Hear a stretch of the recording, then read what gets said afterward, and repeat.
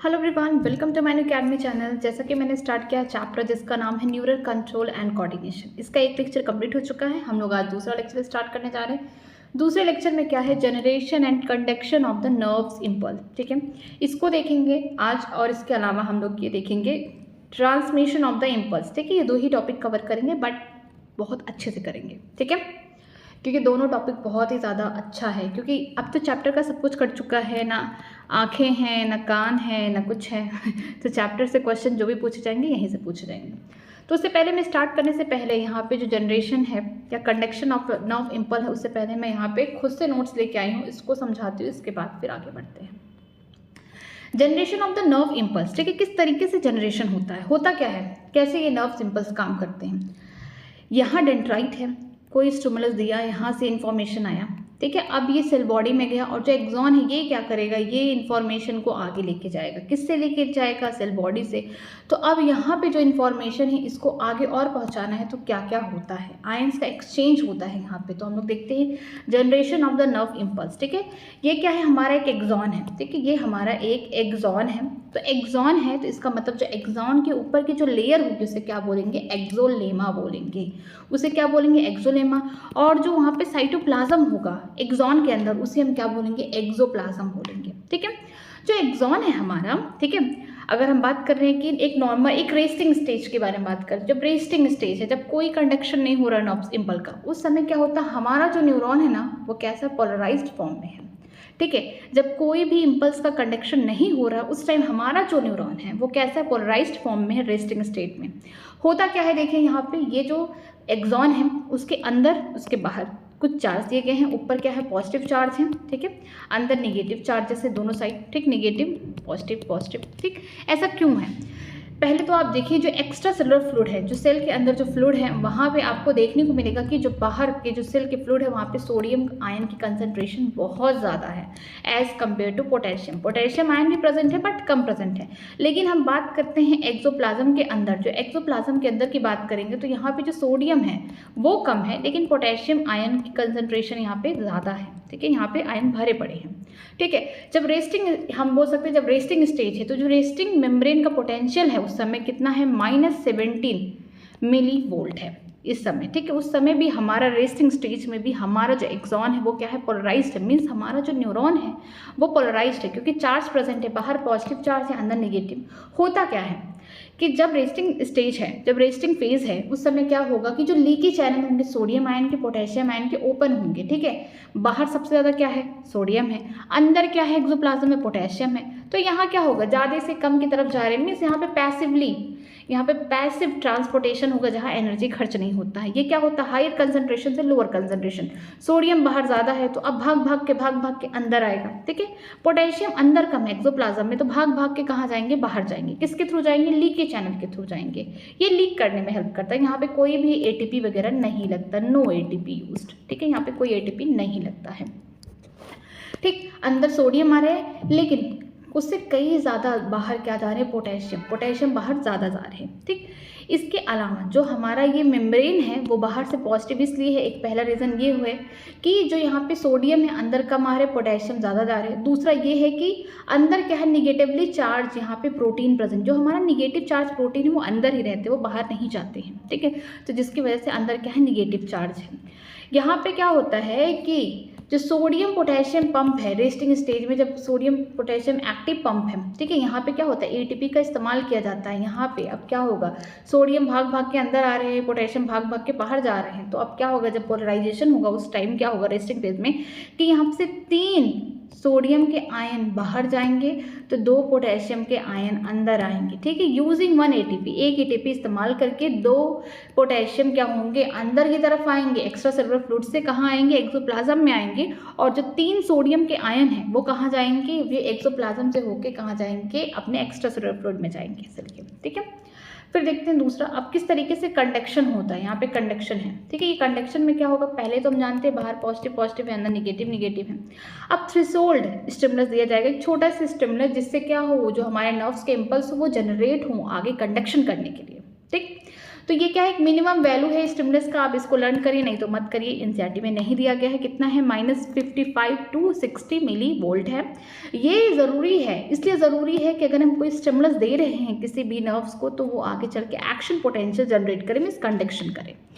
पहला क्या होता है, पहला हमारा पोलराइज स्टेट है, मीन्स कि रेस्टिंग मेम्ब्रेन है, हमारा जो मेम्ब्रेन है वो रेस्टिंग फेज में है, अपना आराम कर रहे हैं, बट पोलराइज्ड है। बाहर क्या है, पॉजिटिव चार्ज है, अंदर निगेटिव है। अंदर क्या है, निगेटिवली चार्ज बोल सकते हैं, प्रोटीन है।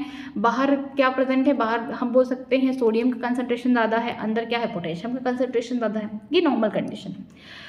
आगे इसको स्टिमुलस दिया गया, अब ये क्या करेंगे, आगे इन्फॉर्मेशन को पहुंचाएंगे। तो ये क्या होगा, जो सोडियम, हम बोल सकते हैं सोडियम VGC, मतलब कि वोल्ट गेटेड चैनल जो है वो ओपन हो जाएगा। ओपन हो जाएगा तो मतलब बाहर जो है सोडियम, बाहर जो एक्स्ट्रा सेलुलर में जो सोडियम है भाग भाग के कहाँ आएंगे, अंदर की तरफ आएंगे। किस में आएंगे, एक्सोप्लाज्म में आएंगे। ठीक है, जब भर भर के अंदर आएंगे तो बाहर क्या हो जाएगा, निगेटिवली चार्ज हो जाएगा, अंदर पॉजिटिव चार्ज हो जाएगा। ठीक है, ये जब डीपोलराइज स्टेट है, जब क्या हो रहा है, एक्शन पोटेंशियल या इम्पल्स को जनरेट किया जा रहा है, उस टाइम में क्या होगा कि जो सोडियम का जो यहाँ पे बोल सकते हैं वोल्टेज गेटेड यहाँ पे चैनल है वो ओपन होगा, सिर्फ सोडियम का ओपन होगा। सोडियम बाहर से अंदर आएंगे और बाहर का जो चार्ज हो जाएगा रिवर्स हो जाएगा। किससे रिवर्स हो जाएगा, जो हमारा रेस्टिंग मेम्ब्रेन पोटेंशियल था उससे। ठीक है, बाहर निगेटिव, अंदर पॉजिटिव। फिर क्या होगा, थर्ड स्टेप में रीपोलराइजेशन, स्टिमुलस मिल चुका है, अब ये क्या, इसने दूसरों को पहुंचा दिया है। अब इसको क्या करना है, फिर से पुराने जैसे हो जाना है, मीन्स फिर से पोलराइज्ड हो जाना है, या फिर से रेस्टिंग फेज में आना है। तो उसको क्या बोलेंगे, रीपोलराइज। पहले पोलराइज था ही, फिर क्या हुआ, डीपोलराइज हुआ, उसने अपना स्टिमुलस लिया, उसने काम किया, आगे उसने इन्फॉर्मेशन को पहुँचा दिया, इम्पल्स को पहुँचा दिया। अब फिर से क्या हो रहा है, रीपोलराइज्ड होना चाह रहा है। तो अब क्या होगा कि यहाँ पे +30 मिली वोल्ट, यहाँ पे क्या होता है, +30 millivolt achieve at the sodium ion VGC close and the potassium ion VGC open, the potassium goes outside. ठीक है, यहाँ पे क्या होता है कि पोटेशियम बाहर जाएगा, ये जो सोडियम आयन वाला जो यहाँ पे VGC था वो बंद हो गया। ये सिर्फ ओपन तब होगा जब डीपोलराइजेशन हो रहा है, जब कंडक्शन होने वाला है, मीन्स कि जो इन्फॉर्मेशन है उसको आगे भेजा जा रहा है। उस टाइम जब हमारा जो बोल सकते जो मेम्ब्रेन था वो डीपोलराइज्ड हुआ, लेकिन जब हम चाहते हैं फिर से वो रेस्टिंग फेज में आ जाए, फिर से वो नॉर्मल हो जाए, उस कंडीशन में क्या होगा, सोडियम के जो VGC हैं, मीन्स वोल्टेज गेटेड क्या चैनल, वो बंद हो जाएंगे, लेकिन पोटेशियम के ओपन हो जाएंगे। और कितना आ जाएगा यहाँ पे पोटेंशियल मेम्ब्रेन में, यहाँ पे हो जाएगा +30 मिली वोल्ट हो जाएगा। ठीक है, इस कंडीशन में क्या होगा, पोटेशियम भर भर के बाहर जा रहा है, भर भर के बाहर जा रहा है, तो बाहर क्या हो गया, पॉजिटिव, अंदर निगेटिव। यहाँ पे देखने को मिलेगा कि जो यहाँ पे पोटेशियम वोल्टेज गेटेड चैनल है ये काफ़ी समय तक खुले और पोटेशियम बाहर निकल रहा है, तो इस कंडीशन को हम बोलते हैं हाइपर पोलराइज्ड। ठीक है, हाइपर पोलराइज्ड बोलेंगे क्यों, क्योंकि -90 मिली वोल्ट हो गया है यहाँ पे। ठीक है, अब VGC यहाँ पे जो हमारा पोटेशियम का VGC है, मीन्स वोल्टेज गेटेड चैनल है, वो ज़्यादा समय तक ना खुला रहे, अब हमें उसे क्या करना पड़ेगा, बंद करना पड़ेगा। ठीक है, वो बाहर से बंद कर देंगे तो पोटेशियम बाहर नहीं जाएगा, फिर से हमारा रेस्टिंग मेम्ब्रेन तैयार हो जाएगा। तो यहाँ पे क्या होता है, हमारा जो न्यूरॉन है या फिर बोल सकते हैं जो हमारा एक्सॉन है, ऑलरेडी उस पर चार्जेस प्रेजेंट हैं। रेस्टिंग स्टेज में खुद खेला खेलते हैं, एक ATP इस्तेमाल करके 3 सोडियम को बाहर करते हैं और 2 पोटेशियम को अंदर करते हैं। वो इस तरीके से काम करते हैं कि ज़्यादा वाले को ज़्यादा की तरफ, कम वाले को कम की तरफ, इस तरीके से। ठीक है, अब सोचो यहाँ पे जो कंसंट्रेशन है सोडियम का कम है, ठीक, यहाँ पे ज़्यादा है, तो अब कम से कोई ज़्यादा जा रहा है तो ATP तो इस्तेमाल होगा ही। अब पोटेशियम का कंसंट्रेशन यहाँ पे ज़्यादा था, यहाँ पे कम है, तो यहाँ से जब यहाँ आएगा तो ATP तो लगेगा ही। तो उन्होंने पहले से देख लिया कि यहाँ पोटेशियम कम है, यहाँ पे पोटेशियम ज़्यादा है, तो एक काम करो पोटेशियम को ज़्यादा वाली जगह पे भेजो। सोडियम यहाँ ज़्यादा है, यहाँ पे कम है, तो ठीक है सोडियम को ज़्यादा वाली जगह पे भेजो। ये रेस्टिंग स्टेज में था, लेकिन जब हम इसको कंडक्शन कराना चाहेंगे, जब हम इसे कंडक्शन कराएंगे तो यहाँ पे क्या होगा, जो पोलैरिटी होगी वो अलग हो जाएगी।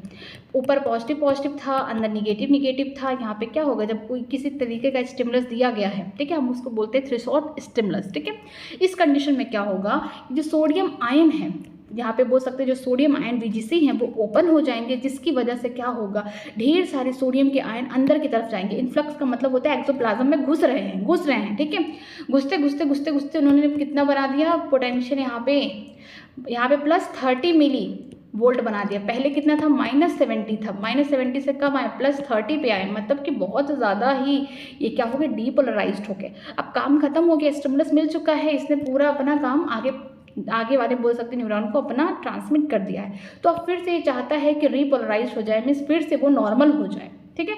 तो नॉर्मल होने के लिए क्या होगा कि जो पोटेशियम VGC है, means potassium voltage gated channel जो है वो क्या होता है, ओपन होता है, जिसकी वजह से जो यहाँ पे +30 मिली वोल्ट अचीव हुआ है। तो इससे क्या होगा, जो सोडियम VGC है वो क्लोज होगा, पोटेशियम VGC ओपन होगा, जिसकी वजह से एक्सोप्लाज्म से पोटेशियम बाहर की तरफ भागेंगे, ठीक है। तो बाहर क्या हो जाएगा, पॉजिटिव, अंदर निगेटिव यहाँ पे साइन हो जाएगा, मीन्स रेस्टिंग पोटेंशियल वाली कंडीशन आएगी। इसे हम क्या बोलते हैं, रीपोलराइजेशन। लेकिन होता क्या है कि अब तो काम हो गया, हमें रीपोलराइजेशन हो गया, लेकिन जो हमारा पोटेशियम VGC है ना, ये काफ़ी समय तक खुला रह जाता है। जब काफ़ी समय तक खुला रह जाता है तो बहुत ज़्यादा पोटेशियम बाहर चला जाता है, जिसकी वजह से बाहर खूब पॉजिटिव भर भर के अंदर निगेटिव, तो हाइपर पोलराइज्ड हो जाता है। जाना था -70 तक मिली वोल्ट तक, पहुंच गया -90। तो यहाँ पे क्या होता है, जो पोटेशियम VGC है उसको ज़्यादा समय तक हमें नहीं रखना। इसके लिए हमें क्या करना पड़ेगा, हमें पोटेशियम जो VGC है उसको क्लोज करना पड़ेगा, ताकि फिर से हमारा जो मेम्ब्रेन है एक्सॉन का नॉर्मल हो जाए, ठीक है।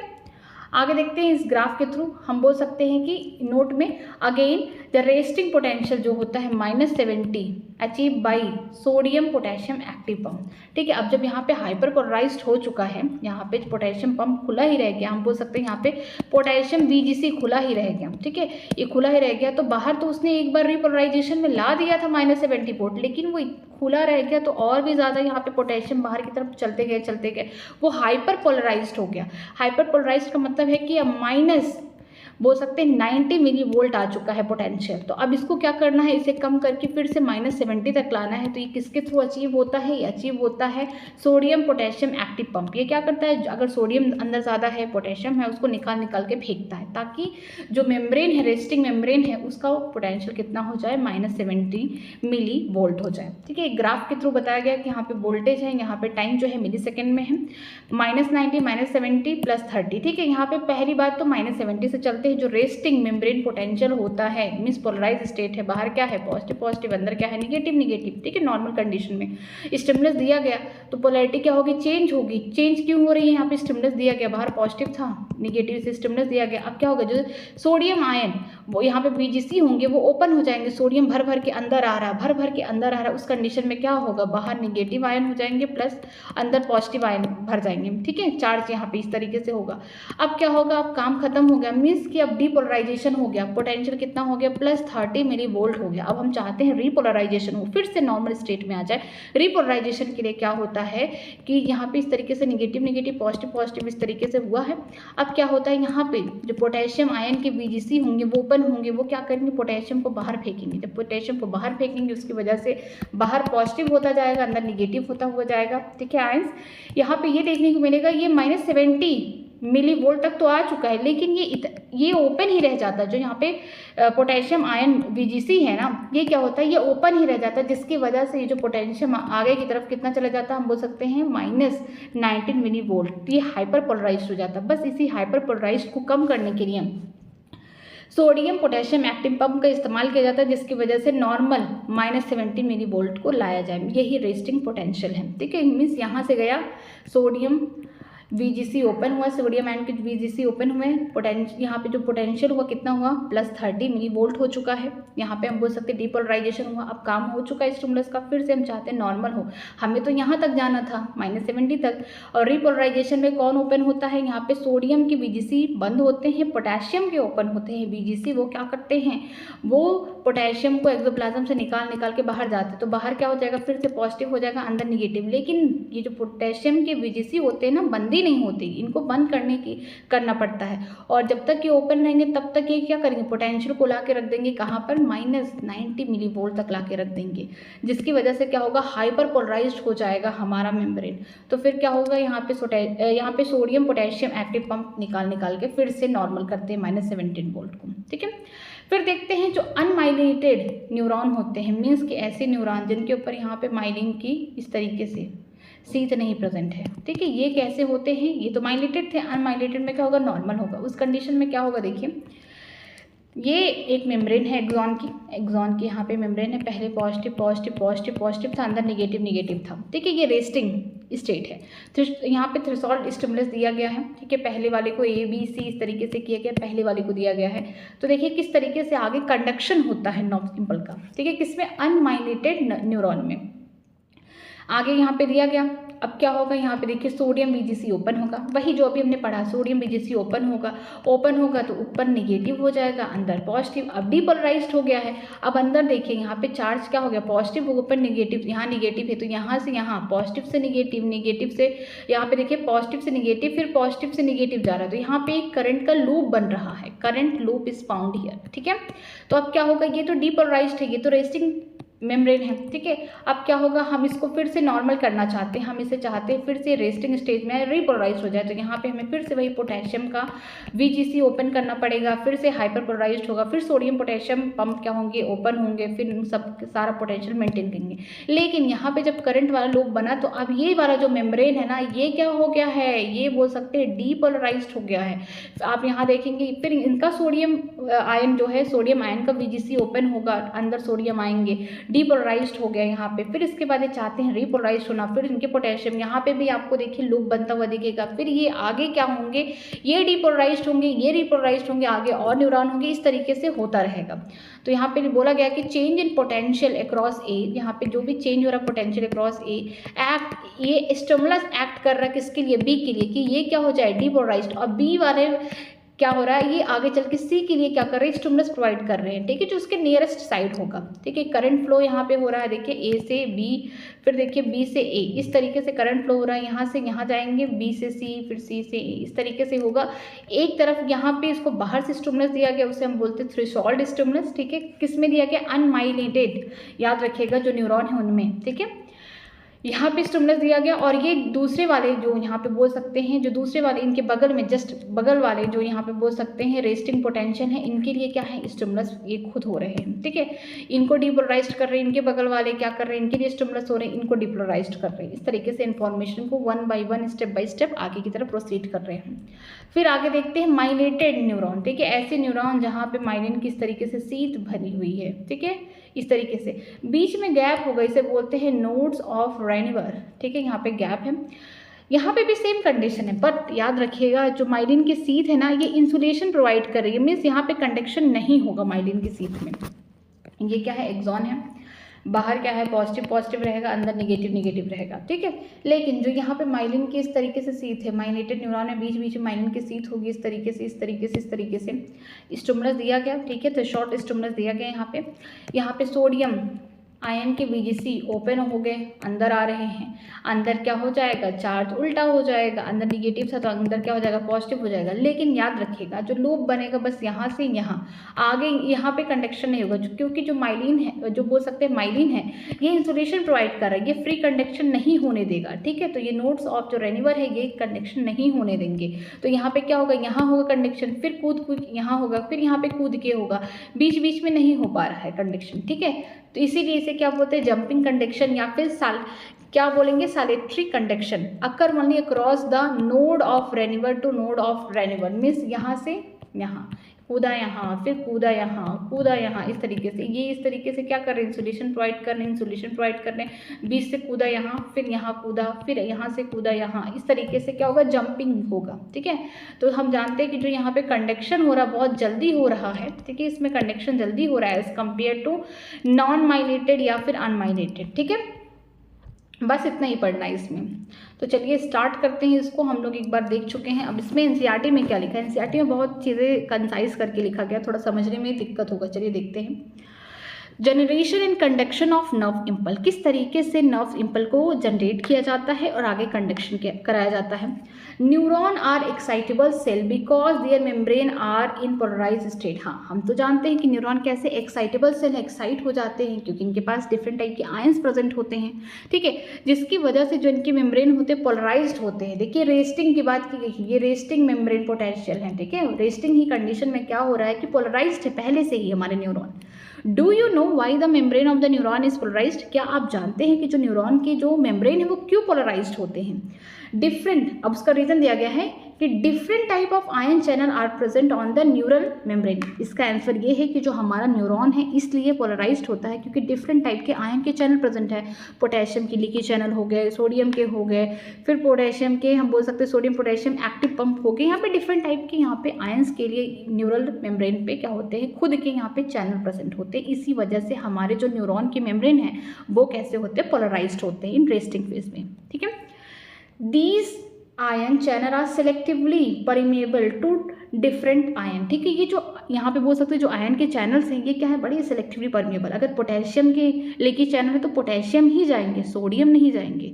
अगर सोडियम के यहाँ पे लीकी चैनल है तो सिर्फ सोडियम जाएंगे, कोई और नहीं जाएगा। तो ये क्या है, बहुत सेलेक्टिवली परमेबल है डिफरेंट आयन के लिए। ठीक है, when the neuron is not conducting any impulse that is resting the exo। देखिए यहाँ पे बहुत इंपॉर्टेंट लाइन है कि जब न्यूरॉन कोई कंडक्शन नहीं शो कर रहा है किसी भी इम्पल्स का तो रेस्टिंग स्टेज में यहाँ पे क्या होगा, the axonal membrane is comparatively more permeable to the potassium ion and nearly impermeable to the sodium ion. ये बहुत इंपॉर्टेंट है कि जब रेस्टिंग स्टेज में हमारा न्यूरॉन कोई भी इस तरीके का इम्पल्स कंडक्शन नहीं कर रहा, उस समय क्या होगा, जो हमारा एक्सॉन का मेम्ब्रेन होगा वो बहुत ज़्यादा परमेबल होगा कि अंदर आओ, कौन आए, पोटेशियम के आयन भर भर के अंदर आए और सोडियम के लिए इम्परमेबल है। ठीक है, आगे देखते हैं। Similarly the membrane is impermeable to the negatively charge protein present in axoplasm. और यहाँ पे अंदर क्या है, नेगेटिवली चार्ज प्रोटीन प्रेजेंट है, उनके लिए जो ये मेम्ब्रेन है रेस्टिंग स्टेज में इम्परमेबल है। ठीक है, consequently the exoplasm inside the axon contain high concentration of potassium and negatively charged protein and low concentration of the sodium ion. बोला जा रहा है कि जो एक्सोप्लाज्म है एक्सॉन के अंदर, वहाँ पे हम जानते हैं कि वो समुंदर है, किसका समुंदर है, पोटेशियम आयन का। लेकिन अगर हम एक्सॉन के बाहर देखते हैं, एक्स्ट्रा सेलुलर फ्लूइड में देखते हैं, वो सोडियम आयन का समुंदर है। तो एक्सोप्लाज्म की बात की जा रही है तो वहाँ पे किसका हायर कंसंट्रेशन होगा, एक तो पोटेशियम आयन का होगा, निगेटिवली चार्ज भर के पड़े हुए हैं। तो अंदर तो तभी तो निगेटिव यहाँ पे साइन है, रेस्टिंग स्टेज में निगेटिवली चार्ज पूरे भर के पड़े हुए। इसके अलावा यहाँ पे सोडियम प्रेजेंट है बट उनका कंसंट्रेशन लो है compare to extracellular fluid से। ठीक है, इन कंट्रास्ट, इनके विपरीत, the fluid outside the axon, जो फ्लूइड है outside the axon means extracellular fluid के बारे में बात किया जा रहा है, contain low concentration of the potassium and high concentration of the sodium and thus form the concentration gradient. ठीक है, इसके अलावा बताया गया है कि जो फ्लूइड है, जो एक्सॉन के बाहर वाला फ्लूइड है मींस एक्स्ट्रा सेलुलर फ्लूइड है, उसमें देखने को मिल रहा है कि जो कंसंट्रेशन है पोटेशियम का वो कम है लेकिन सोडियम का कंसंट्रेशन हाई है, जिसकी वजह से यहाँ पे एक कंसंट्रेशन ग्रेडियंट बन रहा है। मीन्स कि हम कह सकते हैं, यहाँ पे देख सकते हैं फिगर में, हम ये कह सकते हैं कि एक्सोप्लाज्म ये है और उसके बाहर वाला ये है। बाहर क्या है, सोडियम भर के, पोटेशियम कम है, और एक्सोप्लाज्म के अंदर सोडियम कम है, पोटेशियम भर के, इसके अलावा निगेटिवली चार्ज कौन है, प्रोटीन है। ठीक है, तो यहाँ पे क्या बोल सकते हैं, यहाँ पे कंसंट्रेशन ग्रेडियंट हो रहा है, सोडियम यहाँ ज़्यादा है, यहाँ कम है, पोटेशियम यहाँ ज़्यादा है, इसके अंदर एक्सोप्लाज्म के अंदर ज़्यादा है, बाहर कम है। ठीक है, आगे देखते हैं।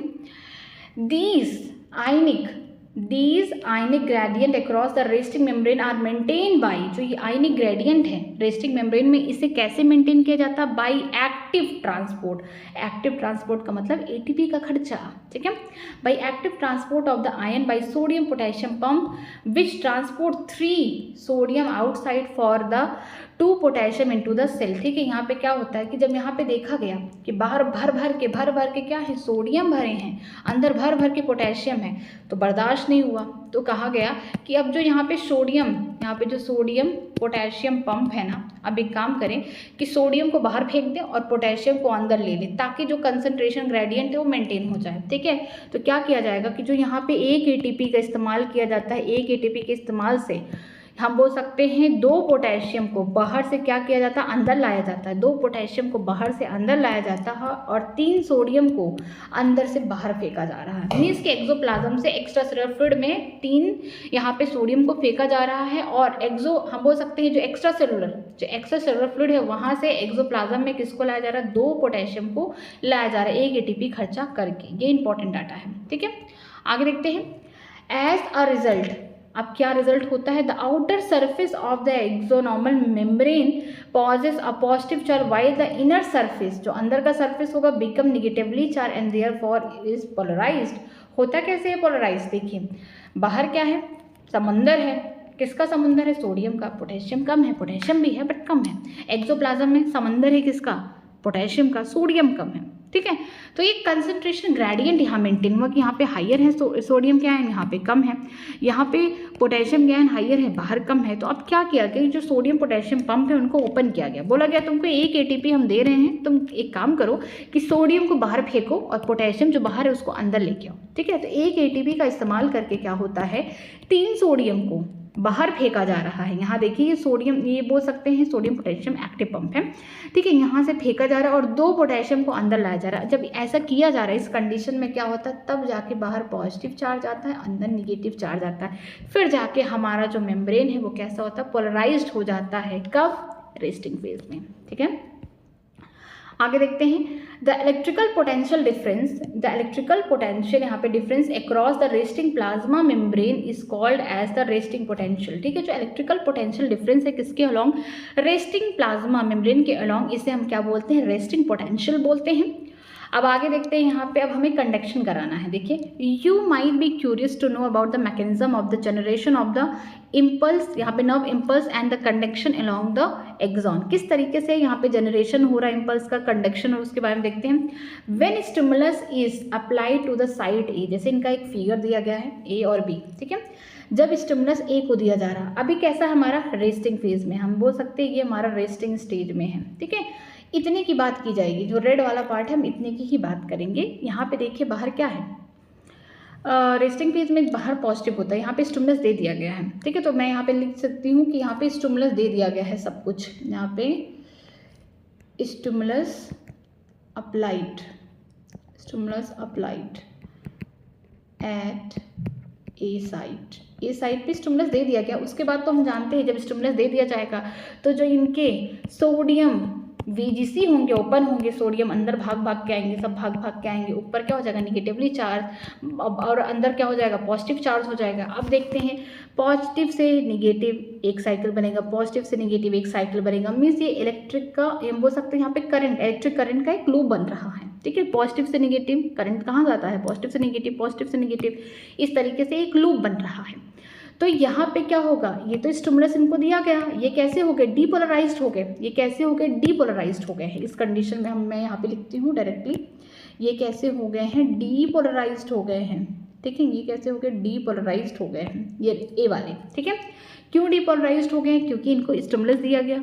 सोडियम VGC ओपन हो गए, मैं यहाँ पे लिखती हूँ, यहाँ पे sodium ion VGC open, means sodium voltage gate channel क्या हो गया, ओपन हो गया। अब सोडियम भर भर के अंदर आ रहे हैं, ठीक है। और पोटेशियम VGC सब बंद है, ठीक है, जिसकी वजह से जो चार्ज है रिवर्स हो गया, पहले बाहर पॉजिटिव होता था, अब क्या हो गया, बाहर निगेटिव, अंदर पॉजिटिव।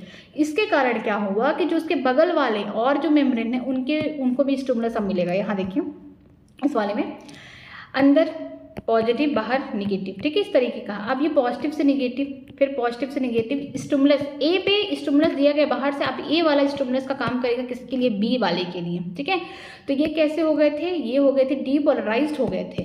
अब यहाँ पे पॉजिटिव से निगेटिव करंट जा रहा है, ऊपर जो होगा पॉजिटिव से निगेटिव जाएगा, तो ये हो गया कैसे, अब इनको क्या किया जा रहा है, स्टिमुलस दिया जा रहा है। अब स्टिमुलस दिया जाएगा तो आगे ये जाके क्या हो जाएंगे, रिपोलराइज्ड होंगे। रिपोलराइज कैसे होंगे, यहाँ पे ओपन होगा कौन, पोटेशियम VGC ओपन होगा, जिसकी वजह से पोटेशियम को बाहर फेंका जाएगा, पोटेशियम बाहर निकलेगा, ठीक है। और जब पोटेशियम बाहर निकलेगा तो पोटेंशियल -70 मिलीवोल्ट तक तो आ जाता है, लेकिन जो पोटेशियम का VGC है ना वो ओपन ही रह जाता है, जिसकी वजह से पोटेशियम जो मेम्ब्रेन का होता है -19 VGC चला जाता है, ठीक है। इसके अलावा फिर हम देखते हैं कि जो हमारा सोडियम पोटेशियम एक्टिव पंप है, ठीक है, सोडियम पोटेशियम एक्टिव पंप है, उसको खोलना पड़ता है, जितने एक्स्ट्रा सोडियम पोटेशियम उसको बाहर फेंका जाएगा तो फिर से रिपोलराइज्ड हो जाएंगे, ठीक है। अब इसके लिए ये जो है, ये बी वाले के लिए क्या है, स्टिमुलस देगा, क्योंकि यहाँ पे क्या हो रहा है, करंट फ्लो हो रहा। अब ये वाला क्या होगा, इनके क्या होंगे, सोडियम VGC ओपन होंगे, जिसकी वजह से सोडियम अंदर की तरफ जाएगा, ये भी कैसे हो जाएंगे, डीपोलराइज्ड हो जाएंगे। डीपोलराइज्ड होने के बाद क्या होगा, आगे ये स्टिमुलस किसके लिए करेंगे, इन बगल वाले के लिए करेंगे, मान लीजिए C होगा सपोज करिए, इसके लिए स्टिमुलस करेंगे तो ये क्या होंगे, ये रिपोलराइज्ड होना चाहते हैं, फिर से नॉर्मल होना चाहते हैं। उस कंडीशन में इनके क्या ओपन होंगे, पोटेशियम VGC ओपन होंगे, लेकिन इतने ज़्यादा ओपन रह जाते हैं कि बाहर का जो इनका मेम्ब्रेन का पोटेंशियल -90 मिली वोल्ट हो जाता है, जिसकी वजह से हाइपर पोलराइज्ड हो जाती है। इसे कम करने के लिए फिर से सोडियम पोटेशियम यहाँ पे क्या होता है, पंप ओपन होता है, फिर से नॉर्मल करने के लिए -17 मिली वोल्ट ये काम करते हैं। बस वही सेम यही करना है आपको। यहाँ पे देखते हैं When stimulus is applied, जब स्टिमुलस दिया गया कहाँ पे, साइट जो पॉइंट ए है, on the polarised membrane, the membrane at a side become freely permeable to the sodium. यहाँ पे पोटेशियम आयन कैसे फ्रीली परमेबल होगा, क्योंकि यहाँ पे सोडियम आयन की VGC ओपन है यहाँ पे, तभी तो सोडियम भर भर के अंदर जा रहे हैं। फिर चार्ज क्या हो जाएगा, रिवर्स हो जाएगा।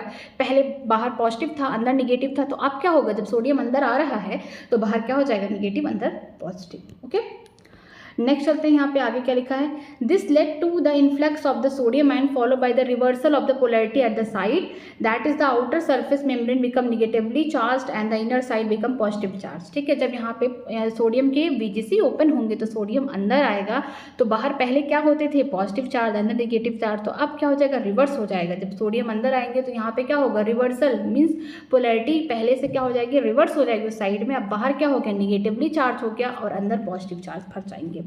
The polarity of the membrane at side A thus reverse and hence depolarized। अब जो पोलैरिटी है ए साइड पे आपने देखा इस तरह, यहाँ पे पोलैरिटी पहले क्या था, पॉजिटिव था, अब सोडियम अंदर आ चुका है तो अब क्या हो गया, निगेटिव हो गया, बाहर अंदर पॉजिटिव हो गया। अब ये कैसे हो गया, ये जो मेम्ब्रेन है डीपोलराइज्ड हो चुका है। अब ये क्या करेगा, आगे स्टिमुलस देगा बी वाले साइड को।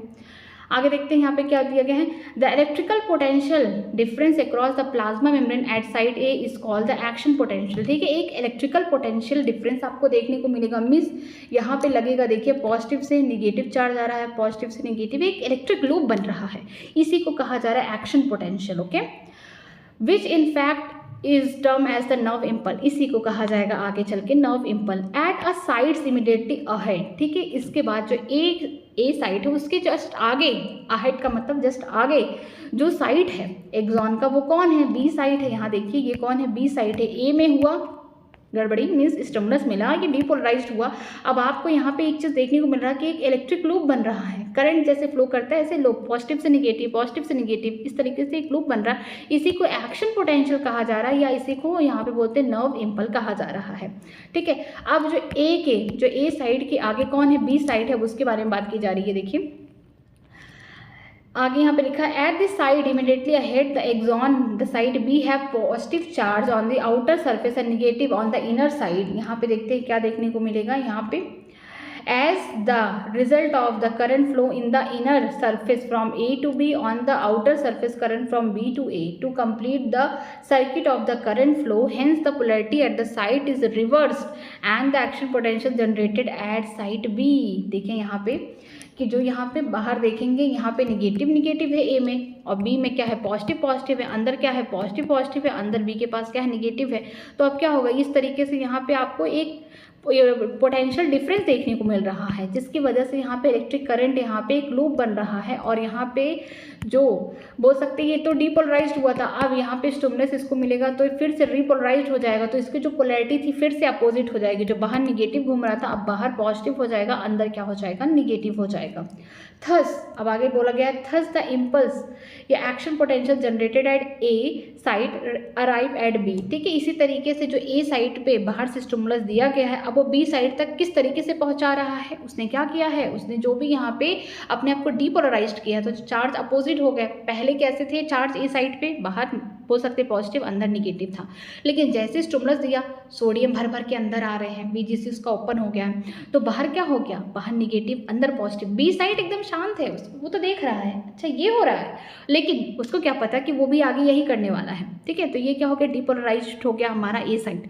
अब जो ए साइड डीपोलराइज्ड हुआ तो आप देखेंगे इस तरीके से यहाँ पे देखिए करंट लूप बन रहा है, ये देखिए इस तरीके से करंट लूप, पॉजिटिव से निगेटिव, पॉजिटिव से निगेटिव। ठीक है, अंदर की तरफ बोलेंगे ए से बी की तरफ जा रहे हैं, ऊपर बी से ए की तरफ जा रहे हैं, एनसीईआरटी यही लिखता है, ए टू बी जा रहे हैं इनसाइड और आउटसाइड बी से ए जा रहे हैं। तो हम देखते हैं यहाँ पे जो बी वाला है ये भी सोचेगा कि हमें भी कोई स्टिमुलस दे रहा है, अब तो ये डीपोलराइज्ड हो गया, हमें भी कोई स्टिमुलस दे रहा है, अब ये जाएगा आगे डीपोलराइज्ड होने और ये जाएगा रीपोलराइज्ड होने। रीपोलराइजेशन में क्या होगा कि यहाँ पे सोडियम के जो VGC होंगे वो क्लोज हो जाएंगे, लेकिन पोटेशियम के जो VGC होंगे वो ओपन होंगे, और ओपन होके उनको क्या करना है, रेस्टिंग पोटेंशियल, जो मेम्ब्रेन का रेस्टिंग पोटेंशियल उसे मेंटेन करना, लेकिन वो मेंटेन नहीं कर पाएंगे, वो और ज़्यादा ओपन रह जाते हैं, जिसकी वजह से हाइपर पोलराइज्ड हो जाएगा मेम्ब्रेन, पोटेंशियल कितना हो जाएगा, -19 मिलीवोल्ट हो जाएगा। अब इसी को फिर से नॉर्मल करने के लिए, -70 मिलीवोल्ट करने के लिए sodium potassium active pump open होते हैं, जिसकी वजह से फिर से रीपोलराइज होता है, ये डीपोलराइज आगे फिर इस तरीके से चलेगा कि ये मान लीजिए C वाला है, यहाँ पे जब ये डीपोलराइज हुआ तो बाहर क्या होगा, निगेटिव, अंदर पॉजिटिव, यहाँ पे भी देखेंगे पॉजिटिव से निगेटिव, मीन्स B से C जा रहा है अंदर की तरफ, C से B की तरफ यहाँ पे करंट फ्लो हो रहा है। अगर ये डीपोलराइज्ड हो रहा है, ये तो अभी रेस्टिंग स्टेज में है, मान लीजिए C, सपोज करिए ये वाला जो है ये कैसा हो गया, डीपोलराइज्ड हो रहा है, और ये वाला किस में है, रेस्टिंग में है, ये रेस्टिंग मेम्ब्रेन है, ठीक है। तो यहाँ पे क्या होगा, जब डीपोलराइज्ड होगा तो जो चार्ज अभी यहाँ पे दिख रहे हैं पॉजिटिव बाहर, तो अब निगेटिव, अंदर क्या है, निगेटिव, तो पॉजिटिव हो जाएंगे। अब इस तरीके से डीपोलराइज्ड हुआ, कैसे हुआ, यहाँ पे सोडियम आयन के VGC ओपन है, इस वजह से हुआ। जब ओपन है तो सारा यहाँ पे सोडियम अंदर भाग के आ रहा है, जिसकी वजह से चार्ज बाहर क्या हो जा रहा है, निगेटिव, अंदर क्या हो रहा है, पॉजिटिव।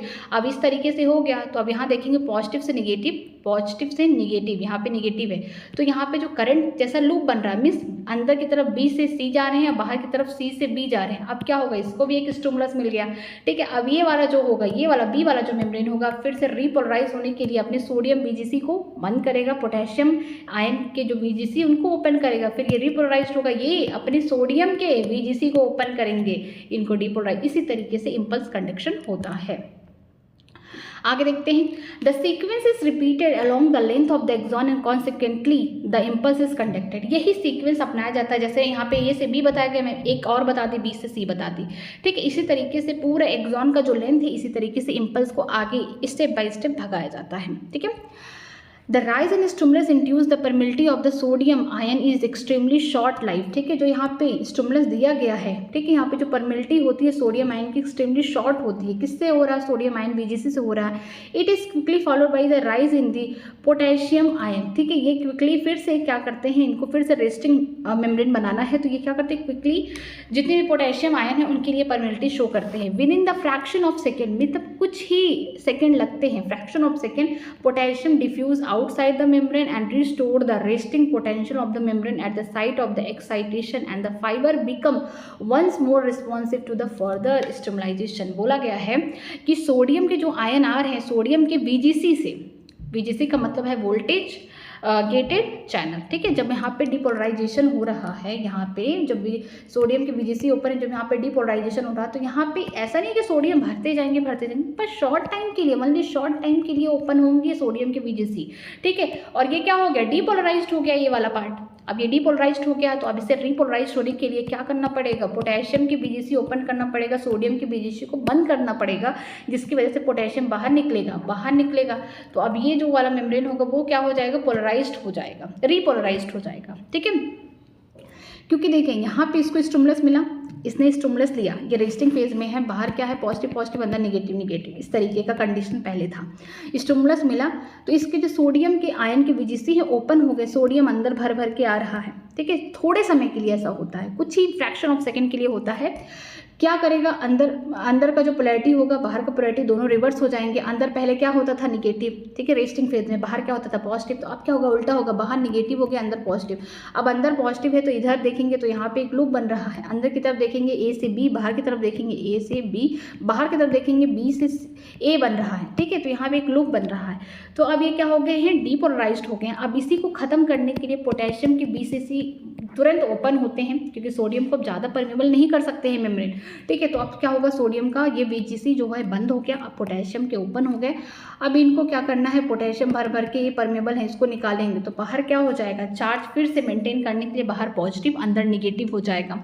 और ऐसा नहीं होता है कि पोटेशियम के VGC खुद से बंद हो जाए, नहीं हो पाते हैं, वो ओपन ही रह जाते हैं, जिसकी वजह से हमारा जो मेम्ब्रेन है वो हाइपर पोलराइज्ड हो जाता है। इसके लिए फिर क्या करना पड़ता है, सोडियम पोटेशियम एक्टिव पंप का इस्तेमाल करना पड़ता है। ये क्या करता है, जो भी एक्स्ट्रा होता है उसको निकालता है, फेंकता है बाहर एक्स्ट्रा सेलुलर फ्लूइड में, जिसकी वजह से जो मेम्ब्रेन का पोटेंशियल है वो मेंटेन हो पाए, ठीक है।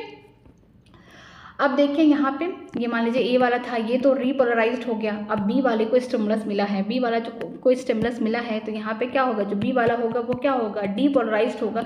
इस कंडीशन में भी क्या होगा, सोडियम के जो VGC हैं वो ओपन होंगे, फिर अंदर सोडियम आएगा, बाहर क्या हो जाएगा, निगेटिव हो जाएगा। ठीक है, बाहर निगेटिव हो जाएगा, अंदर क्या हो जाएगा, पॉजिटिव हो जाएगा। मान लीजिए ये सी है, ठीक है, बगल में। अब यहाँ पे जो सोडियम के VGC हैं ओपन थे, सोडियम अंदर आ रहा था तो चार्ज क्या हो गया, बाहर निगेटिव हो गए, अंदर पॉजिटिव हो गए। तो अब क्या होगा, यहाँ पे एक यहाँ पे भी लूप बनेगा, बी से सी, पॉजिटिव से निगेटिव, यहाँ पे सी से बी। ठीक है, एक लूप बन गया। अब यहाँ पे जो सोडियम आयन के जो VGC थे ये क्लोज हो जाएंगे, पोटेशियम आयन के VGC क्या होंगे, ओपन होंगे, ताकि पोटेशियम को बाहर निकाला जाए। जब पोटेशियम को जितना बाहर निकालेंगे, बाहर फिर पॉजिटिव पॉजिटिव हो जाएगा, अंदर निगेटिव निगेटिव। लेकिन पोटेशियम के जो VGC है खुद बंद नहीं होते हैं, जिसकी वजह से हाइपरपोलराइज्ड हो जाता है। यहाँ पर रीपोलराइज्ड की जगह हाइपरपोलराइज्ड हो जाएगा, फिर इसको रीपोलराइज्ड दोबारा से सोडियम पोटेशियम पंप के थ्रू किया जाता है।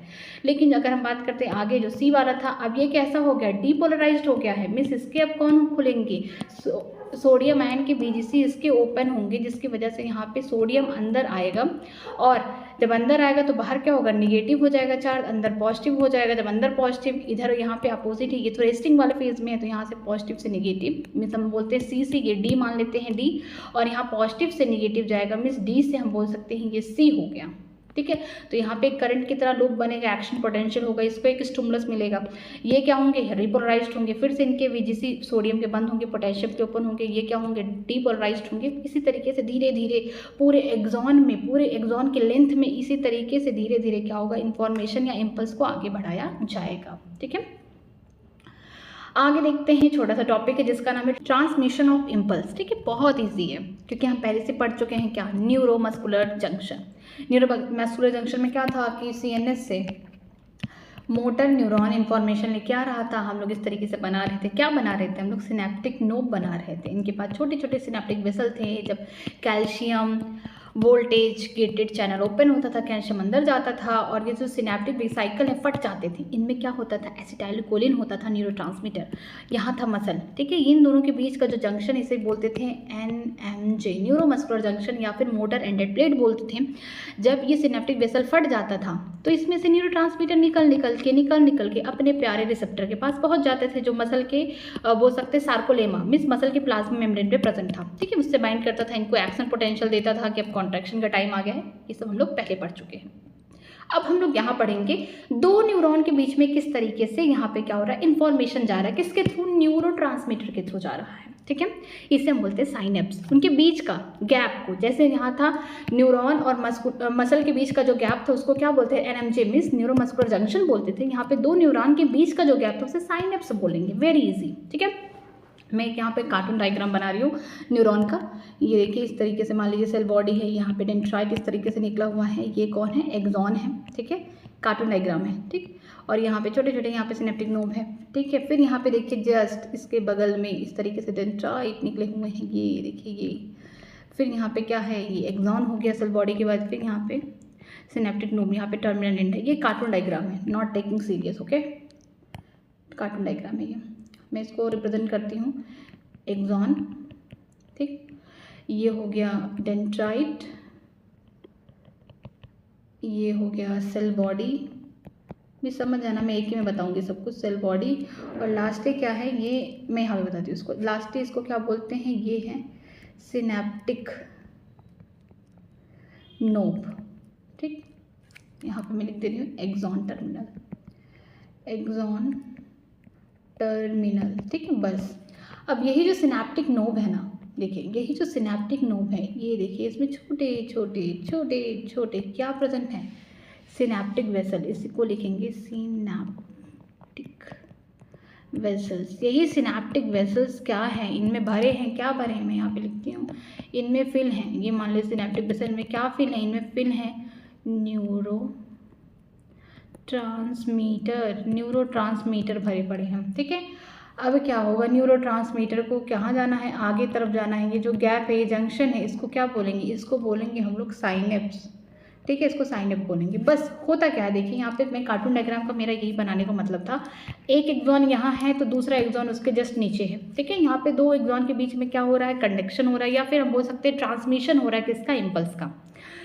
यहाँ पे क्या हुआ, डेंड्राइट, इसको कोई स्टिमुलस दिया होगा कभी, ठीक है, उसने क्या किया, यहाँ पे सेल बॉडी से एक्सॉन में हमने देखा किस तरीके से, अब एक्सॉन से अब केमिकल्स के थ्रू, अब न्यूरोट्रांसमीटर के थ्रू क्या होगा, सिनेप्टिक वेसल में न्यूरोट्रांसमीटर कहाँ जाएंगे, डेंड्राइट के पास जाएंगे। डेंड्राइट के पास क्या है, यहाँ पे रिसेप्टर प्रेजेंट है, डेंड्राइट के पास न्यूरोट्रांसमीटर के रिसेप्टर प्रेजेंट है, वो क्या करेंगे, सिग्नल को यहाँ लेंगे, फिर धीरे धीरे सेल बॉडी को देंगे, फिर एक्सॉन, फिर इस तरीके से ऐसा कंडक्शन होता रहेगा।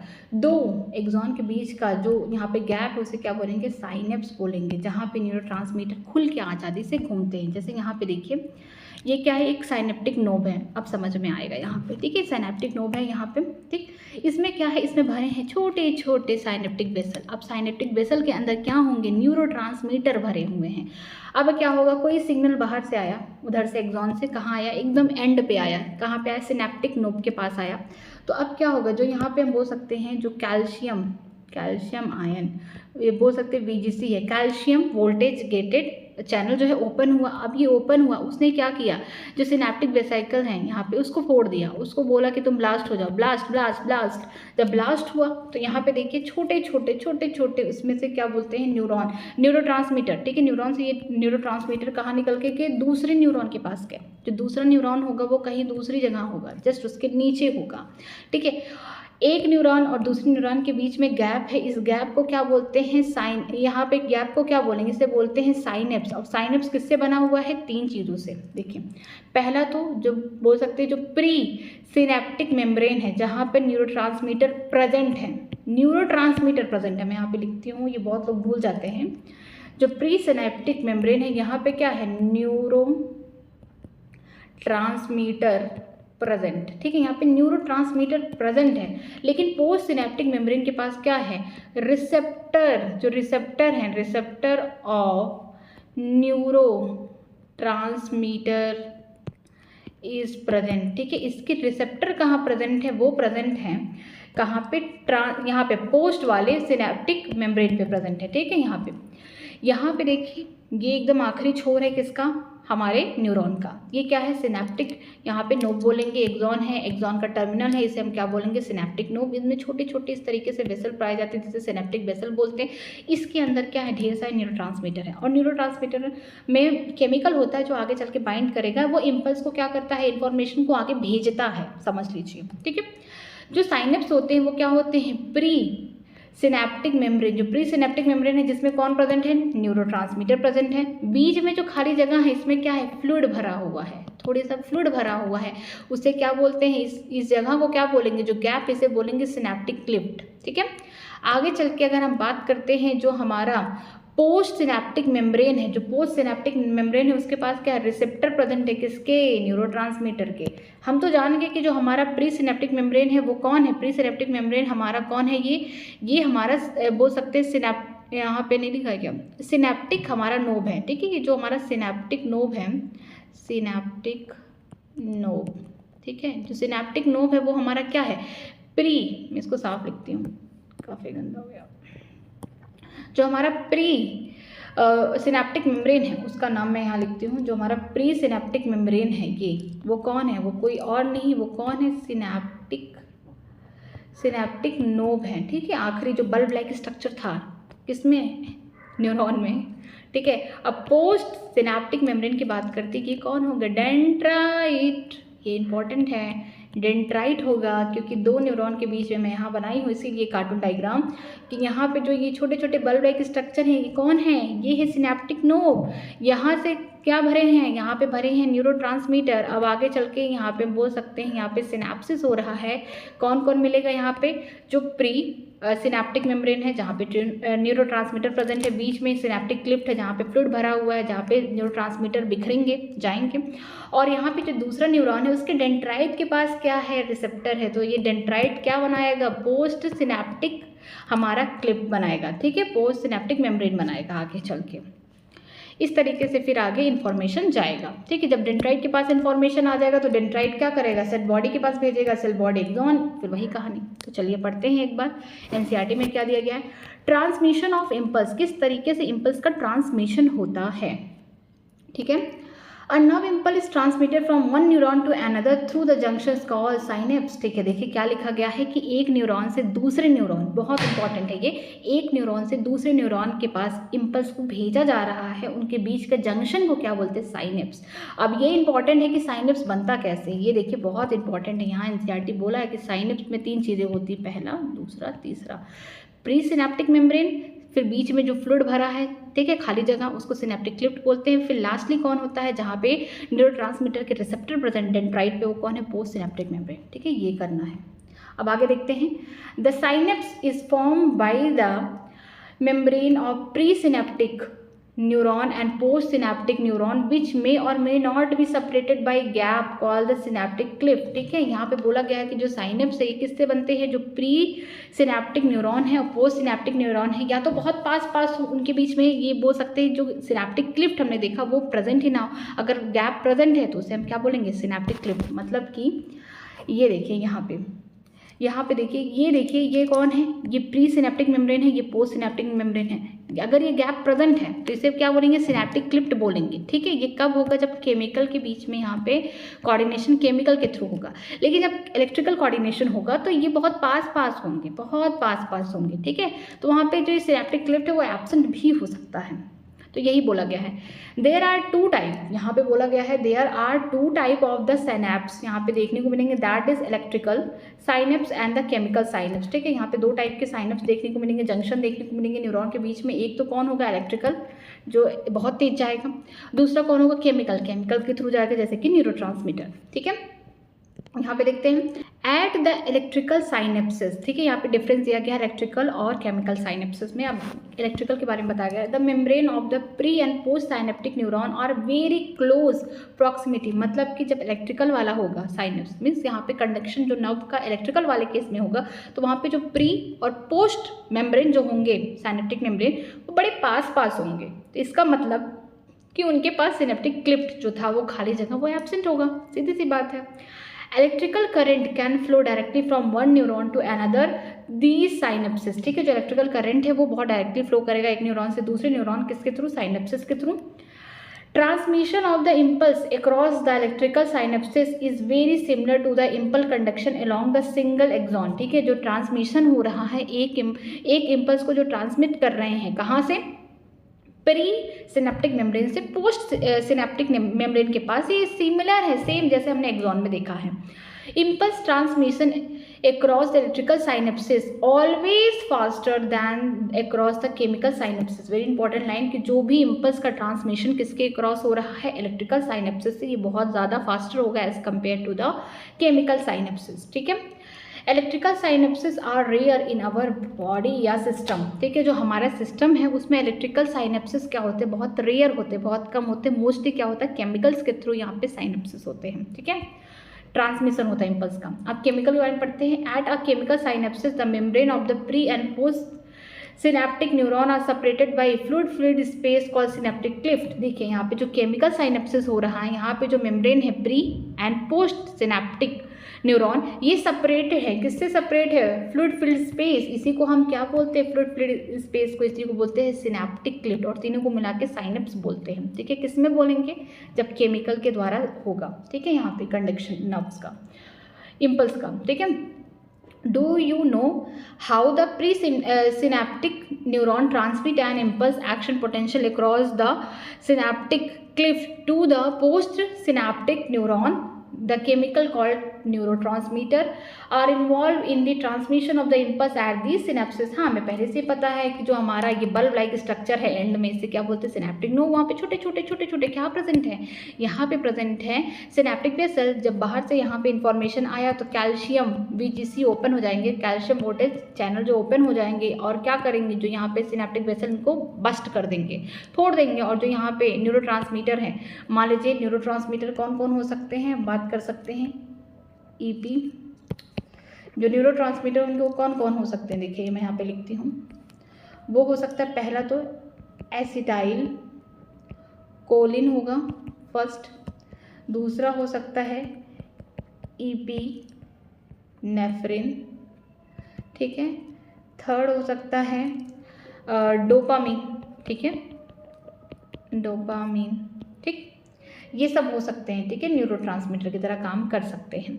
तो यहाँ पे क्या होगा कि जो यहाँ पे पास में कौन है, ये हमारा इसको बोलते हैं एक्सॉन का टर्मिनल, ठीक है। ये कौन है, बल्ब लाइक स्ट्रक्चर है, इसमें छोटे छोटे यहाँ पे वेसाइकल हैं, सिनेप्टिक वेसाइकल, कैल्शियम आया, बस्ट हुआ और हमारे न्यूरोट्रांसमीटर कोई भी इसमें से निकल गया और कहाँ जाएंगे, जो दूसरा वाला न्यूरॉन है उनके पास क्या रिसेप्टर, ये कौन होगा, डेंड्राइट होगा, डेंड्राइट के पास ही रिसेप्टर होंगे, उनसे जाके बाइंड कर जाएंगे, जब उनसे बाइंड कर जाएंगे इन्फॉर्मेशन आगे भेज देंगे। और डेंड्राइट कहाँ, डेंड्राइट इन्फॉर्मेशन सेल बॉडी को देता है, सेल बॉडी से इन्फॉर्मेशन कौन लेके जाता है, एक्सॉन, और एक्सॉन लास्ट फिर टर्मिनल पे लाएगा और इस तरीके से कनेक्शन होगा। तो आगे देखते हैं यहाँ पे क्या लिखा है, the axon terminal contain the vesicle filled with these neurotransmitter. जो एक्सॉन का टर्मिनल है उसके पास छोटे छोटे वेसाइकल्स होते हैं जिसमें क्या होता है, न्यूरोट्रांसमीटर भरे होते हैं। When an impulse action potential arrive at the axon terminal it stimulate the movement of the synaptic vesicle towards the membrane where they fuse with the plasma, ठीक है, जहाँ पे फ्यूज करते हैं प्लाज्मा के साथ membrane and release their neurotransmitter in the synaptic cleft, ठीक है। यहाँ पे क्या होता है, जब कोई इन्फॉर्मेशन बाहर से आया है तो क्या होगा, जो यहाँ पे छोटे छोटे सिनेप्टिक वेसाइकल होंगी, आगे की जो प्लाज्मा मेम्ब्रेन है वहाँ पे जाके फ्यूज कर जाएंगे, ठीक है, उनके पास चिपक जाएंगे और वहाँ पे बस्ट हो जाएंगे, ये भी बोल सकते हैं। वहाँ से क्या करेंगे, अपने न्यूरोट्रांसमीटर को कहाँ निकालेंगे, इसको निकालेंगे, इंपॉर्टेंट लाइन है, कहाँ निकालेंगे, जो यहाँ पे फ्लूइड फिल्ड यहाँ पे जगह है, स्पेस है, उसे क्या बोलते हैं, सिनेप्टिक क्लिप में निकालेंगे, ठीक है। The release of neurotransmitter bind to their specific receptor, ठीक है, जो रिलीज हुआ न्यूरोट्रांसमीटर वो बाइंड करेगा अपने specific receptor present on the post synaptic membrane, ठीक है। जो ये न्यूरोट्रांसमीटर के रिसेप्टर है वो कहाँ प्रेजेंट है, पोस्ट सिनेप्टिक मेम्ब्रेन में प्रेजेंट है। This binding open the ion channel allowing the entry of the ion which can generate action potential in the post synaptic neuron and the new potential develop may be either excitatory or inhibitory, ठीक है। यहाँ पे क्या होता है, जब neurotransmitter अपने receptor से बाइंड करता है, रिसेप्टर कहाँ प्रेजेंट है, पोस्ट सिनेप्टिक मेम्ब्रेन में प्रेजेंट है, जब वहाँ पे बाइंड करता है तो वहाँ पे जो आयंस है, आयन के चैनल है वो ओपन होते हैं, जिसकी वजह से फिर से एक नया एक्शन पोटेंशियल जनरेट होता है, कहाँ पे, ये इंपॉर्टेंट है, देखिए ये नया एक्शन पोटेंशियल कहाँ जनरेट होता है, पोस्ट सिनेप्टिक न्यूरॉन, क्योंकि रिसेप्टर यहाँ है, इन्फॉर्मेशन यहाँ आई है तो यहाँ पे एक्शन पोटेंशियल जनरेट होगा, ठीक है। और जो नया एक्शन पोटेंशियल हो सकता है, एक्सिटरी हो सकता है, मिस एक्साइट करने वाला, इनहिबिटरी या रोकने वाला भी हो सकता है, ठीक है। आज हम लोग यहीं तक पढ़ेंगे, चलिए मैं फटाफट मैं रिवाइज करा दूँ जो मैं आज पढ़ाई हूँ आप लोगों को, ठीक है। जनरेशन कंडक्शन ऑफ इम्पल्स में हमको बहुत अच्छे से पता है कि जो हमारे न्यूरॉन्स होते हैं वो एक्साइटेबल हैं, क्यों हैं, क्योंकि उनके पास छोटे छोटे ढेर सारे डिफरेंट टाइप के आयन चैनल प्रेजेंट होते हैं उनके न्यूरल मेम्ब्रेन पे, ठीक है। अगर हम रेस्टिंग फेज की बात करते हैं, डायग्राम के थ्रू बताती हूँ मैं, रेस्टिंग फेज की बात करती हूँ तो बाहर क्या है, पॉजिटिव चार्ज, अंदर निगेटिव चार्ज, ठीक है। यहाँ पे जो सोडियम पोटेशियम लेकी चैनल ओपन होते हैं, सोडियम जो है एक्स्ट्रा सेलुलर फ्लूइड में ज़्यादा होता है, पोटेशियम कम होता है। एक्सोप्लाज्म की बात करते हैं तो यहाँ पे पोटेशियम का ज़्यादा अमाउंट होता है, कंसंट्रेशन होता है, सोडियम कम होता है। इस कंडीशन में क्या होता है, जब कोई कंडक्शन नहीं हो रहा रेस्टिंग फेज में, सोडियम बाहर से अंदर आ रहा है, पोटेशियम बाहर जा रहा है, ठीक है। अब क्या करना है, रेस्टिंग पोटेंशियल को मेंटेन करना है तो उस समय क्या होता है, एटीपी का इस्तेमाल किया जाता है, 3 सोडियम को बाहर निकाला जाता है अंदर से, और यहाँ पे हम बोल सकते हैं बाहर से अंदर की तरफ यहाँ पे 2 पोटेशियम को 1 एटीपी इस्तेमाल करके किया जाता है। तो यहाँ पे क्या होगा कि यहाँ पे अगेंस्ट कंसंट्रेशन ग्रेडियंट काम कर रहे हैं, ठीक है। यहाँ पे सोडियम कम है, कम से ज़्यादा की तरफ भेज रहे हैं, हम चाहते हैं कि जो ज़्यादा है उसको ज़्यादा की तरफ भेजो, जो कम है उसको कम की तरफ रखो, ठीक है। तो यहाँ पे कौन ज़्यादा है, यहाँ पे सोडियम बाहर ज़्यादा है तो सोडियम को बाहर भेजो, और पोटेशियम अंदर की तरफ है तो पोटेशियम को अंदर फेंक दो, ठीक है। इसके अलावा जो यहाँ पे जो चार्ज है निगेटिवली अंदर क्यों है, क्योंकि 2 रीज़न है। पहला तो जितने सोडियम बाहर से अंदर आ रहे थे उतने पोटेशियम बाहर तो नहीं जा रहे, उससे ज़्यादा जा रहे हैं बाहर, पहला रीज़न। दूसरा रीज़न ये है कि जो एक्सोप्लाज्म है, देखो ये एक्सॉन का स्ट्रक्चर है, तो एक्सॉन का जो बाहर का लेयर होगा प्लाज्मा में उसे एक्सोलेमा कहेंगे, जो अंदर का साइटोप्लाज्म होगा उसे क्या बोलेंगे, एक्सोप्लाज्म बोलेंगे, ठीक है। उसमें क्या है, निगेटिवली चार्ज है, जिसकी वजह से अंदर निगेटिव चार्ज आ जाएगा, ठीक है। तो यहाँ पे एनसीईआरटी में यही लिखा गया है कि डिफरेंट टाइप के यहाँ पे आयन के चैनल ओपन होते हैं जो कि बहुत सेलेक्टिवली परमिएबल है कि कौन से आयन आएंगे अंदर, ठीक है। जब वो कंडक्टिंग स्टेज में नहीं, मीन्स रेस्टिंग स्टेज में है तो उस समय जो एक्सोनल मेम्ब्रेन होते हैं वो कंपेरेबली मोर परमिएबल होते हैं, किसके लिए, पोटेशियम के लिए, ठीक है। देखिए यहाँ पे कंप्लीटली मोर परमिएबल है, रेस्टिंग फेज में देखिए पोटेशियम खूब जा रहे हैं बाहर, लेकिन सोडियम बहुत कम अंदर आ पा रहे हैं, किससे, लीकी चैनल से, ठीक है। यहाँ पे कोई एनर्जी नहीं लग रही पैसिवली, क्योंकि अंदर क्या है, पोटेशियम भरा है, भाई ज़्यादा से कम में जा रहा है कोई एनर्जी लगेगी, बाहर सोडियम भरा है तो बाहर सोडियम ज़्यादा है अंदर आ रहा है तो कोई एनर्जी नहीं लगेगी। लेकिन याद रखिए पोटेशियम बहुत ज़्यादा परमिएबल है, ठीक है।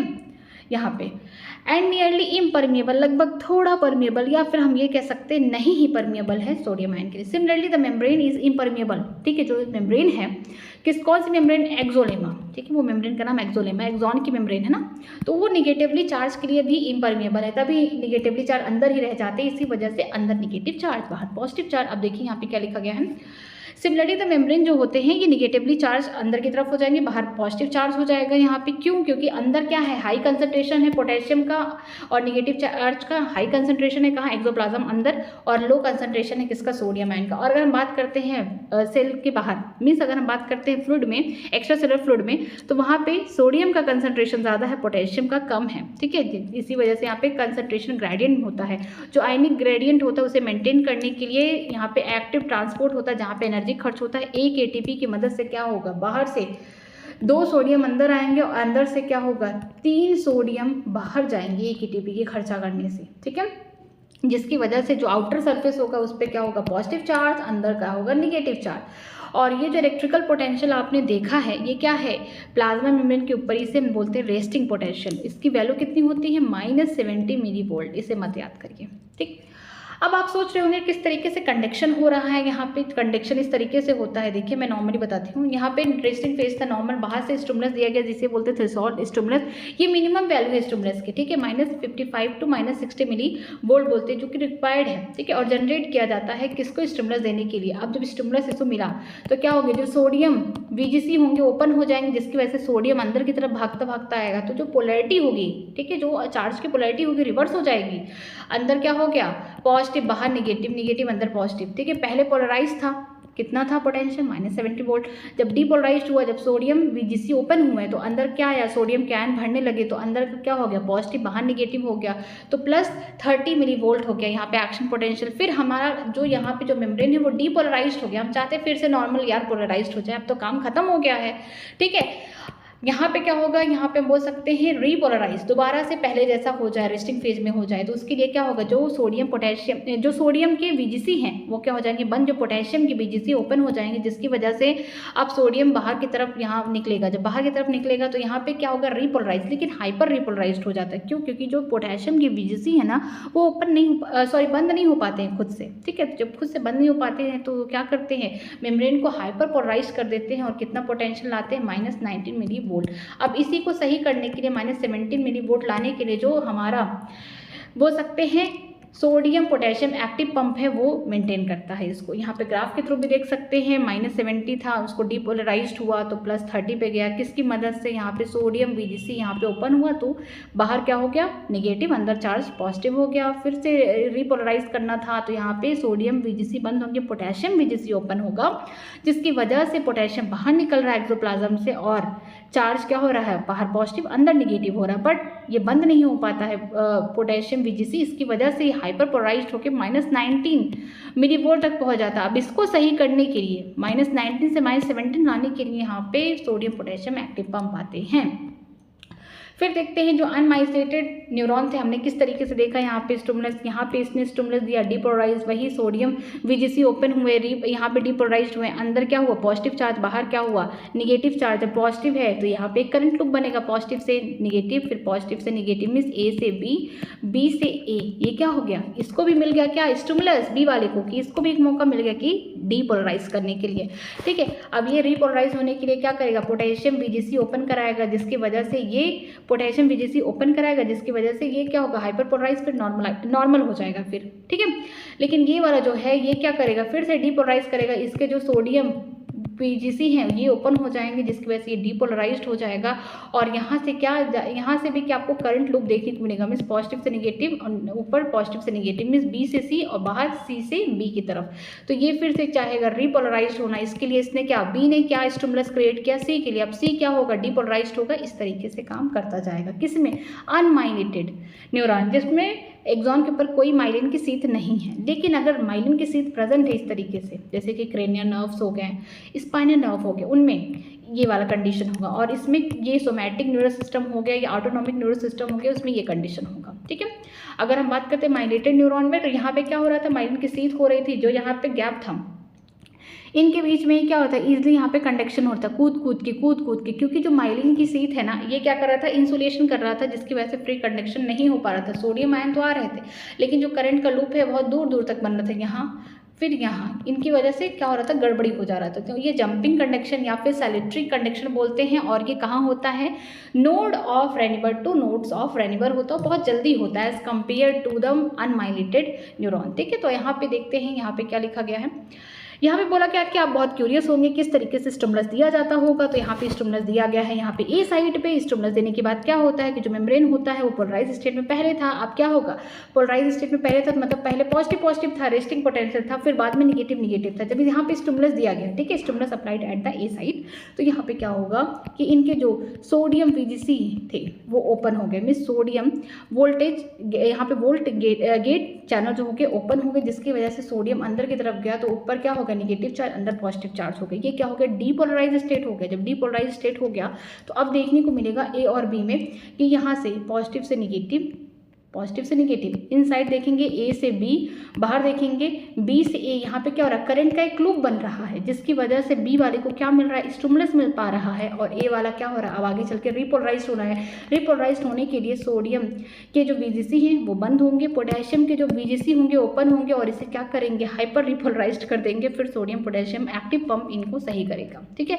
अब यहाँ पे क्या होगा इनकी कहानी में, ये क्या होंगे, डीपोलराइज्ड हो गए हैं क्योंकि इसने स्टिमुलस दिया है। तो अब डीपोलराइज्ड होंगे तो इनके क्या होंगे, सोडियम के VGC ओपन होंगे, सोडियम अंदर आएगा, तो बाहर पॉजिटिव था तो फिर बाद में निगेटिव हो गया, अंदर निगेटिव था तो पॉजिटिव हो गया, इस तरीके से। अब ये क्या है, मान लीजिए C वाले हैं, सपोज करके C वाले हैं, तो अब ये क्या है, हो गए हैं डीपोलराइज्ड हो गए वाले डीपोलराइज। तो अब देखिए यहाँ पे जो चार्ज है पॉजिटिव से निगेटिव, ये देखिए पॉजिटिव से निगेटिव, यहाँ पे करंट लूप हो रहा है। तो C वाले के लिए क्या कर रहे हैं, B वाले स्टिमुलस क्रिएट कर रहे हैं, तो ये क्या होगा, करंट लूप हो रहा है, मीन्स अंदर B से C, बाहर C से B की तरफ हो रहा है। अब ये क्या होना चाहेंगे, रिपोलराइज होना चाहेंगे। फिर से इनका सोडियम यहाँ पे सोडियम VGC बंद होगा, पोटेशियम VGC ओपन होगा, सेम वही कंडीशन यहाँ पे रिपीट होगा। ठीक है, तो यहाँ पे बोला गया है कि जब स्टिमुलस दिया गया ए साइड को, तो वहाँ पे जो सोडियम है फ्रीली अंदर आए, पोलैरिटी बदल गई, पहले पॉजिटिव था, फिर अब क्या हो गया, बाहर पॉजिटिव की जगह निगेटिव, अंदर पहले निगेटिव था पॉजिटिव हो गया है, चार्ज एकदम उल्टा हो गया और डीपोलराइज्ड हो गया इस तरीके से। और यहाँ पे हम देखेंगे जो साइड ए है वहाँ पे एक्शन पोटेंशियल जनरेट हो रहा है, नर्व सिंपल्स,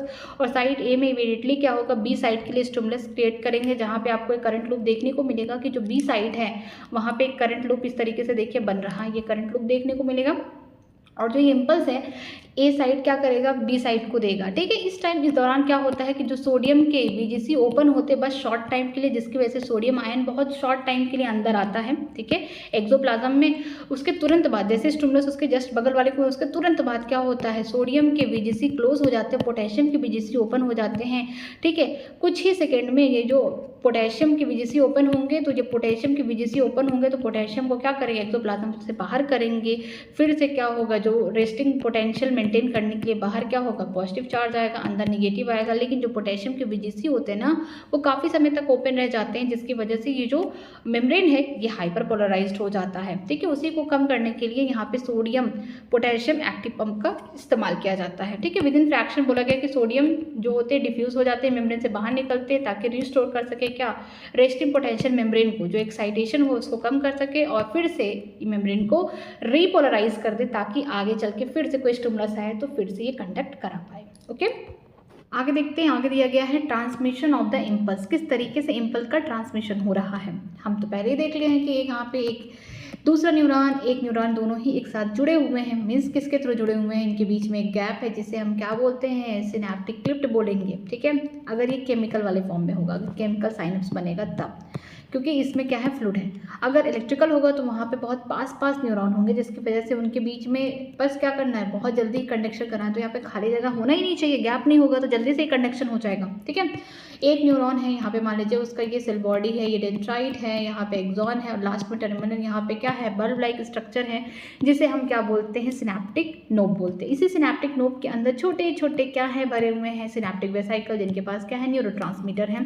ठीक है, अब आगे एक एक्सॉन है, उसके पास क्या है, डेंड्राइट है, और इस तरीके से पूरा स्ट्रक्चर है। लेकिन अगर हम बात कर रहे हैं एक न्यूरॉन की, तो उसके जो सिनेप्टिक वेसाइकल हैं वो कहाँ प्रेजेंट, सिनेप्टिक नोड में प्रेजेंट है। अब उनके जो न्यूरोट्रांसमीटर, उनके रिसेप्टर कहाँ प्रेजेंट होंगे, ये प्रेजेंट होंगे डेंड्राइट में। ये क्या हो गया, ये बनाएगा प्री सिनेप्टिक मेम्ब्रेन बनाएगा, और ये वाला जो होगा पोस्ट सिनेप्टिक मेम्ब्रेन बनाएगा। इनको दोनों को मिला के हम साइनेप्स बोलते हैं in case of electrical synapse. अगर बीच में फ्लूइड फिल्ड कैविटी आ जाए मीन्स इसको हम बोलते हैं क्लिफ्ट, सिनेप्टिक क्लिफ्ट बोलेंगे। तो अब तीनों को मिलाकर हम जो केमिकल साइनेप्स होगा उसे हम साइनेप्स बोलेंगे। ठीक है, होता क्या है कि जो इम्पल्स होते हैं एक न्यूरॉन से दूसरे न्यूरॉन के थ्रू किसके थ्रू जाते हैं, जो जंक्शन है उसे साइनेप्सिस बोलते हैं। साइनेप्सिस बनते कैसे हैं, यहाँ पे जो प्री सिनेप्टिक न्यूरॉन होता है पोस्ट सिनेप्टिक न्यूरॉन के बीच में अगर गैप प्रेजेंट है तो उसे सिनेप्टिक क्लिफ्ट बोलेंगे, नहीं प्रेजेंट है तो कुछ नहीं बोलेंगे।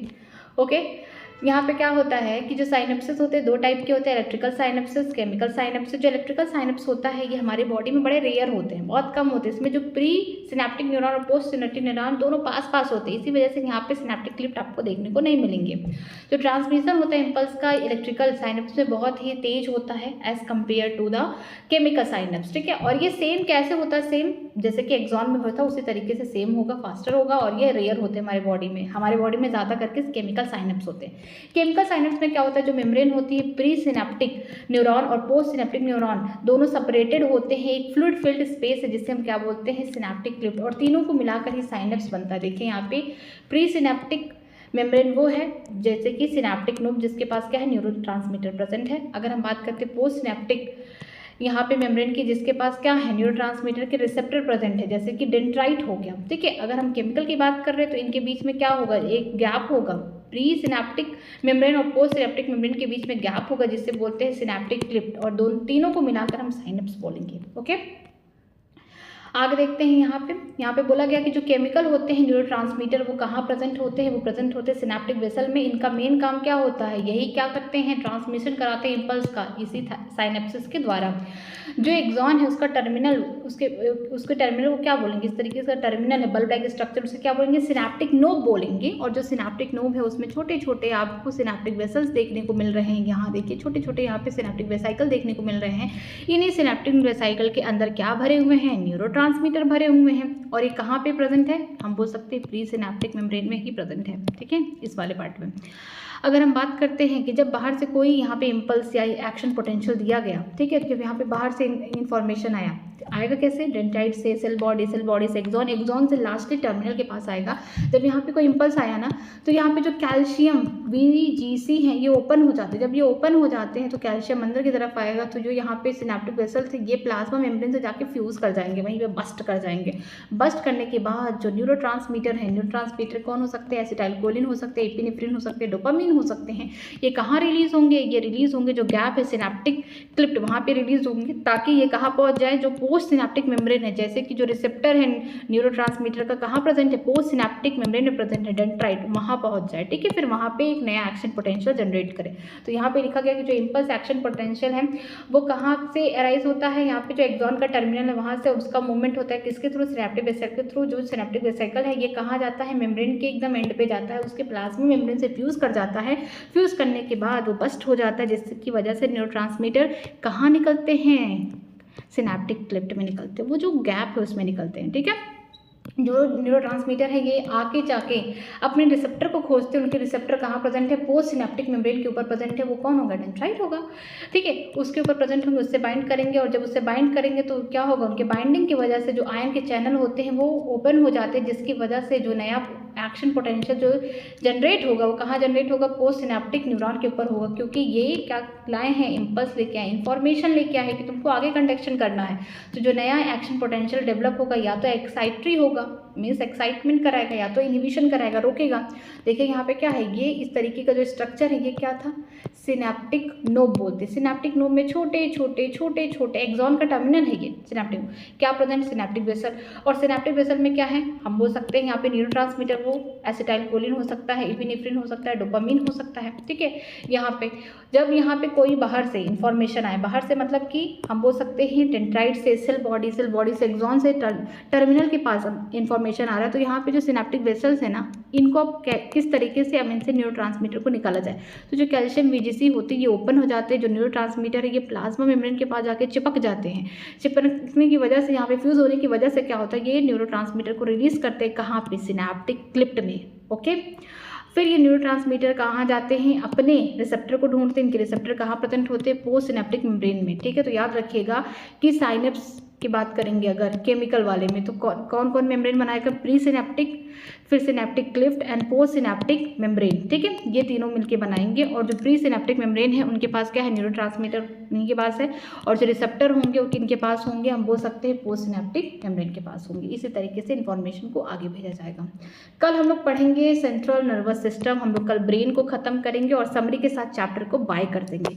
अगर आपको किसी भी लाइन में कहीं पे भी डाउट है तो मुझसे आप कमेंट सेक्शन में पूछ सकते हैं, मैं उसका रिप्लाई करूंगी। बाकी आप रिवाइज करके आइए, पढ़ के आइए, ठीक है। आज के क्लास यहीं तक, थैंक यू वेरी मच।